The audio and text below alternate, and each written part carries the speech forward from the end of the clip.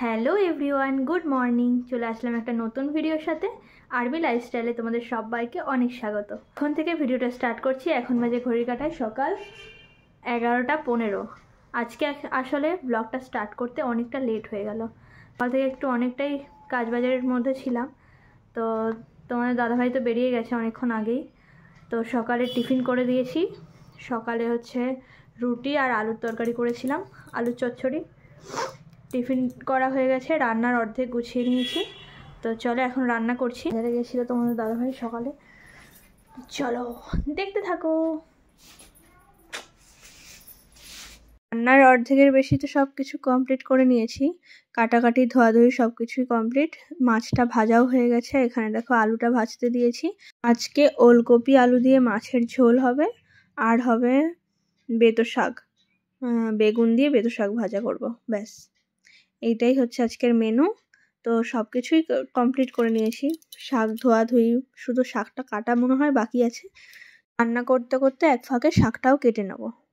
মানুষ যখন কষ্টে দুঃখে অনাহারে দিন কাটায়, সেই সময় তার পাশে কেউ থাকে না, একমাত্র বাবা মা ছাড়া। আবার আমার দেখা এরকম অনেক বাবা মা আছে যারা শুধুমাত্র নিজেরাই ভালো থাকতে ভালোবাসে, সন্তানদের ভালো থাকা ভালো রাখা সেই চিন্তাটা খুব কমই করে। আবার এমনও বাবা মা দেখেছি যারা নিজেদের সর্বস্বটা দিয়ে শুধুমাত্র সন্তানের চিন্তাই করে। তো যাই হোক, মানুষ তো পৃথিবীতে অনেক রকম আছে। কথা বলতে বলতে রান্নার অনেকটাই এগিয়ে গেছি। আমি অনেক কম তেলেই রান্না করি। তো সব কিছু ভাজাভুজির পরে দেখছি কড়াইতে অনেকটাই তেল ছিল। তো হাতা দিয়ে অল্প একটু তেল এই গ্লাসটার মধ্যে তুলে রাখলাম। যে তেলটা তুলে রাখলাম সেটা দিয়ে বেতো শাকটা ভেজে নেব। মানুষ যখন দুঃখে থাকে না, তখন দেখবে তোমার আশেপাশে যত মানুষ তোমার সাথে থাকবে, কেউ আসবে তোমার সেই পরিস্থিতিটার মজা নিতে, আবার কেউ আসবে তোমার সত্যিই সেই পরিস্থিতিটাকে সামাল দিতে, মানে তোমার সাথ দেবে। আর এই সাথ দেওয়া মানুষগুলোকে না কখনো ভুলতে নেই।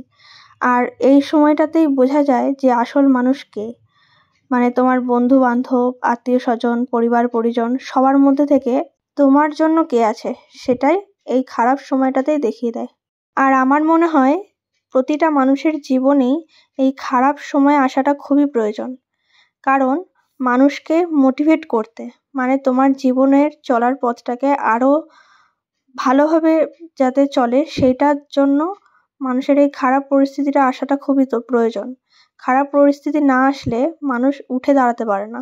দেখবে যত মানুষ একটা জায়গায় পৌঁছেছে আজকের দিনে দাঁড়িয়ে, মানে কিছু একটা করেছে, তাদের প্রত্যেকটা মানুষেরই ব্যাকগ্রাউন্ড, মানে অতীতের গল্প যদি শোনো তো বোঝা যাবে যে তারাও কিন্তু এরকম প্রচুর খারাপ পরিস্থিতির মধ্যে থেকেই নিজেদেরকে স্ট্যাবলিশ করেছে। তাই জন্য তোমাদেরকেও বলবো, খারাপ পরিস্থিতিকে ফেস করো বন্ধুরা, আর সামনের দিকে এগিয়ে যাও। তো রান্নাবান্না সব কিছু কমপ্লিট হয়ে গেছে। গ্যাস মুছে টুছে পরিষ্কার করা, বাসন ধোয়া সব কিছুই কমপ্লিট। এখন বাজে প্রায় পৌনে 12টা। তো ভাবছি আজকে না পুজো করবার নেই। তার কারণ হচ্ছে আমার জায়ের ছেলে হয়েছে, তো আমাদের এখন কিছুদিন পুজো করতে নেই। তো সেই জন্য পুজো করা যাবে না। তো ভাবলাম আজকে যখন হাতে একটু সময় আছে, পৌনে 12টা বাজে, ওই 12:30টার মধ্যে স্নান করে নেব। তো ভাবছি আজকে একটু ঘরটা না ক্লিন করব। চারিদিকে একটু ধুলো পড়েছে, সেগুলো একটু মোছামুছি করব। আমি প্রতি সপ্তাহতেই একটু করে টাইম বার করে একদিন করে একটু সব কিছু ডাস্টিং করে নিই। তার কারণ হচ্ছে ধুলোগুলো বেশি জমে গেলে পরে পরিষ্কার করতে গেলে কষ্ট বেশি হয়, সেই জন্য একটু একটু করেই করে নিই। তো চলো বসে না থেকে সময়টা নষ্ট না করে তাড়াতাড়ি করে এগুলো করে নেওয়া যাক। স্নান করতে বেশি লেট করে স্নান করা যাবে না, তাড়াতাড়ি করে স্নান করতে হবে। 12:30 ঠিক আছে, তার বেশি হয়ে গেলে একটু বেলা হয়ে যাবে। তো যাই হোক, চলো। মালতী মাসি এখন ফিল্ডে নেমে গেছে, দেখতেই পাচ্ছ তোমরা। হাতে একটা পরিষ্কার কাপড় নিয়ে নিয়েছি। তো যেহেতু পরিষ্কার কাপড়, সবার ফার্স্টে আগে আমি আমার গুরুদেবের ফটোটা ভালো করে ক্লিন করে নেব।